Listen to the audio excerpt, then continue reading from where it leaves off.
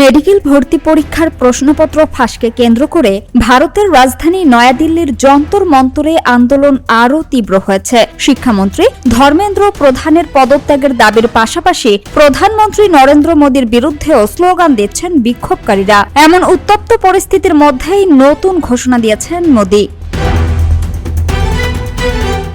বৃহস্পতিবার সকালে নিজের ভেরিফাইড ফেসবুক পেজে দেয়া এক বার্তায় মোদী বলেন, দেশের তরুণদের ভবিষ্যতের চেয়ে গুরুত্বপূর্ণ আর কিছুই নয়। প্রশ্নপত্র ফাঁসের সঙ্গে জড়িতদের দ্রুত ও কঠোর শাস্তি নিশ্চিত করতে দ্রুত বিচার আদালত গঠনের সিদ্ধান্ত নেওয়া হয়েছে।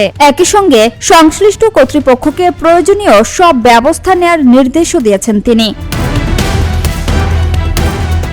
প্রধানমন্ত্রী আরও বলেন, শিক্ষার্থীদের স্বার্থ রক্ষায় সরকার ধারাবাহিকভাবে কাজ করছে এবং যারা তরুণদের ভবিষ্যৎ নষ্ট করার চেষ্টা করবে তাদের কোনোভাবেই ছাড় দেয়া হবে না। তবে আন্দোলনকারীরা এখনও শিক্ষামন্ত্রীর পদত্যাগ এবং প্রধানমন্ত্রী মোদীর প্রকাশ্যে ক্ষমা চাওয়ার দাবিতে অনড় অবস্থানে রয়েছেন।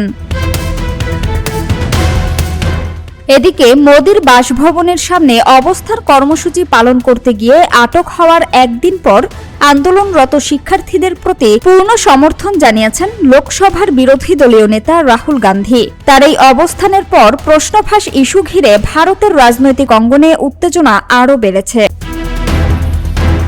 সামিয়া সুলতানা, ঢাকা ওয়াচ।